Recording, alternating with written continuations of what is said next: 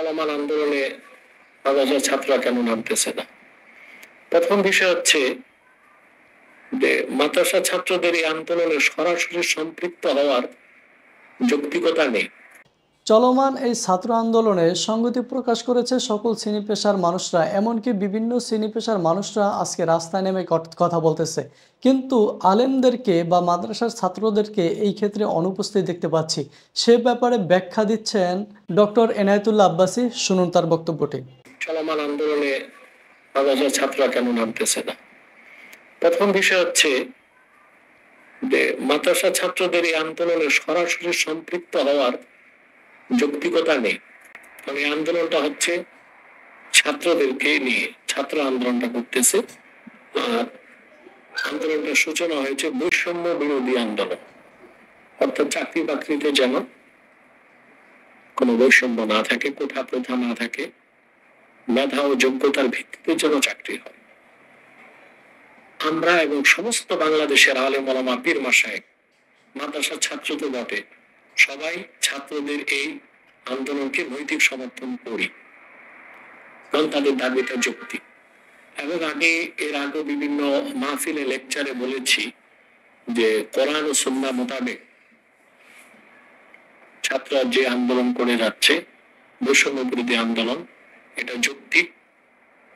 তার কারণ হচ্ছে যদি আমরা ইনসাফ বা জাস্টিস, ন্যায় বিচারের আলোকে চিন্তা করি, তাহলে শুধুমাত্র মুক্তিযোদ্ধাদের সন্তান এই পরিচয় কিংবা অনগ্রসর গোষ্ঠী কিংবা প্রতিবন্ধী তারা মেধার পরিচয়ে বা যোগ্যতায় উত্তীর্ণ না হয়ে চাকরি বাকরি পাবে, আর কষ্ট করে পড়াশোনা করে যারা মেধার পরিচয় দিয়ে ভালো রেজাল্ট করবে তারা পাবে না। এটা সম্পূর্ণ বেইনসাফ এবং অন্যায়।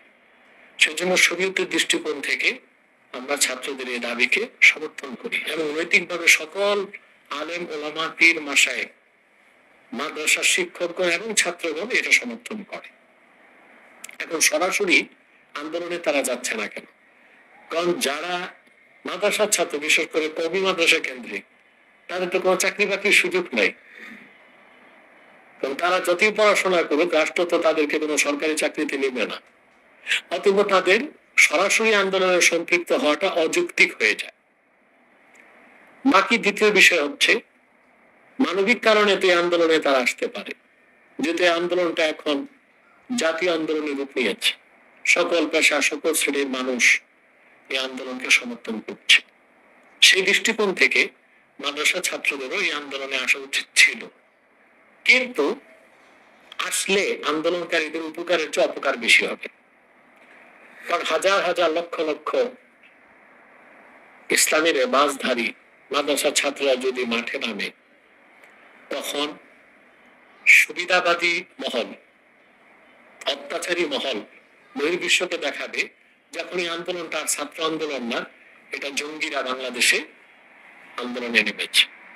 এতে ছাত্র আন্দোলনকারীরা বর্তমানে যে বহির্বিশ্বের সমর্থন পাচ্ছে, সে সমর্থনটা তারা হারাবে। অতএব ছাত্ররা যদি সরাসরি আন্দোলনে সম্পৃক্ত হলে ছাত্র আন্দোলনটাই বুমেরাং হয়ে যায়, তার চেয়ে তো ভালো সরাসরি সম্পৃক্ত না হয়ে লেখালেখি, বক্তব্য কিংবা নৈতিকভাবে সমর্থন দেওয়াটাই উচিত। আমি মনে করি সরাসরি মাদ্রাসা ছাত্রদের না নামাটাই বর্তমানে যারা স্কুল কলেজ ভার্সিটির ছাত্র আন্দোলন করতেছে তাদের আন্দোলনটা নির্বিঘ্নে হবে। দ্বিতীয়ত, 13 সালের 5ই মে মানুষের লক্ষ লক্ষ মানুষ, শুধু মাদ্রাসার ছাত্র না, সকল মানুষের যত পেশাজীবী, তারপরে শ্রমজীবী, কৃষিজীবী, এমনকি আওয়ামী লীগ বিএনপির লোকও 13 দফা দাবি আদায়ের জন্য মাঠে নেমেছিল 5ই মে।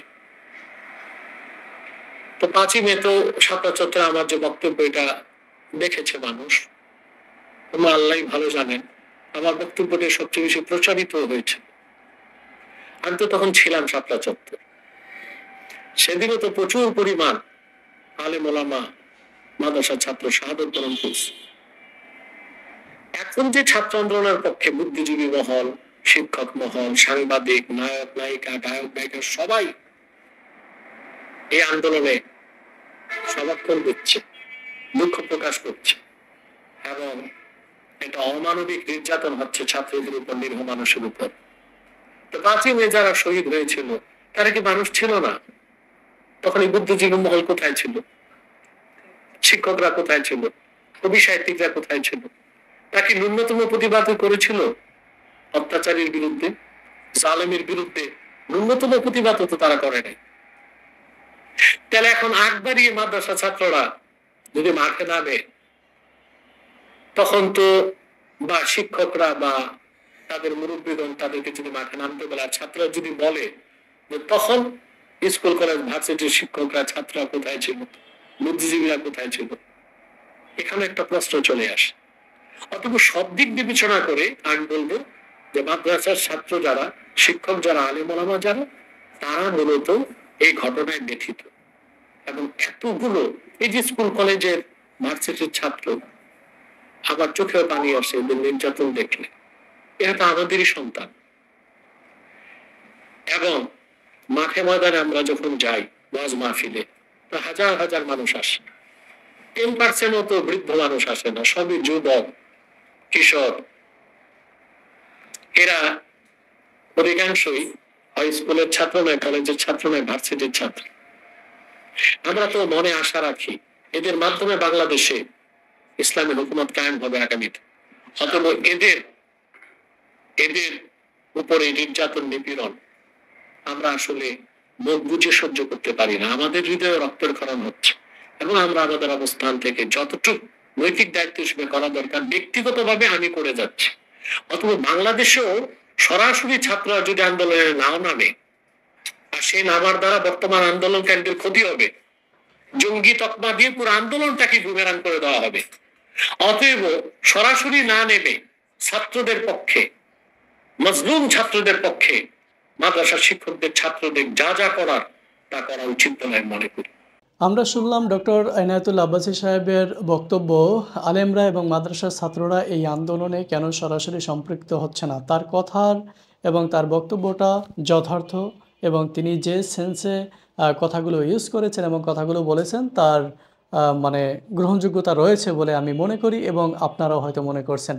তথাপিও একটা বিষয় থেকে যায়, সরাসরি সম্পৃক্ত না হলেও যে সকল আমাদের ভাইয়েরা, আমাদের সন্তানেরা কিন্তু আজকে নিহত হচ্ছে, আহত হচ্ছে, আমরা মিম্বার থেকে বা আমাদের থেকে, যেটা তার কথা থেকে আসছে, সকল যত আলেমরা আছে বা আর নেতৃত্বস্থানে আছে, সবার থেকে এটা বলা উচিত যে না, এটা নিন্দা প্রকাশ করা উচিত এবং দুঃখ প্রকাশ করা উচিত যে এভাবে চলা যায় না। অন্তত সেই বিষয়টা প্রকাশ করলে আসলে সাধারণ ছাত্র জনতার মন থেকে আপনারা একটা প্রশ্ন তাদের মধ্যে এসে যায়, তারা কোথায়? তারা তো আমাদের নিয়ে কিছু বলছে না, তারা তো এই মুহূর্তে চুপ রয়েছেন, এই কিন্তু একটা আওয়াজ উঠছে। এমন অবস্থা আপনার এই কথাটা আসলে আশার সঞ্চার যোগাবে যে আলেমরা ছাত্রদের বা ন্যায়ের পক্ষে রয়েছেন। তো অন্যান্য আলেমদেরও সেই বিষয়টাকে দিকে একটু ফোকাস করতে হবে। আজকে আমি একটি মসজিদে জুমার ছিলাম, সেখানকার হুজুরের কথা শুনে, বর্তমান ইস্যু নিয়ে কথা বলছে, কিছু কথায় আমি নিজেই ব্যথিত হয়েছি। যদিও তিনি আরও সুন্দরভাবে কথাগুলো বলতে পারতেন। তো ডক্টর এনায়েতুল্লাহ আব্বাসী সাহেব যেভাবে তার অবস্থানটাকে এবং আলেমদের পক্ষ থেকে যে বক্তব্যগুলো দিয়েছেন, সেগুলোকে একটি সেন্সে যথার্থ এবং ঠিক বক্তব্য দিয়েছে। তথাপিও আমাদের দেশ এবং দেশের মানুষের স্বার্থে, দেশের কল্যাণে আসলে প্রত্যেকেরই এই জায়গাতে যাদের ভূমিকা রাখার ক্যাপাসিটি আছে, তাদেরকে স্ব ভূমিকা বা পদক্ষেপ রাখাটা প্রয়োজন বোধ করছি। কেননা আজকে প্রায় 15 দিনের উপরে এভাবে চলতেছে। আজ শুক্রবার, আজকেও দেশের বিভিন্ন জায়গাতে সেই শুরুর দিকের ঘটনাগুলোই রিপিট হচ্ছে।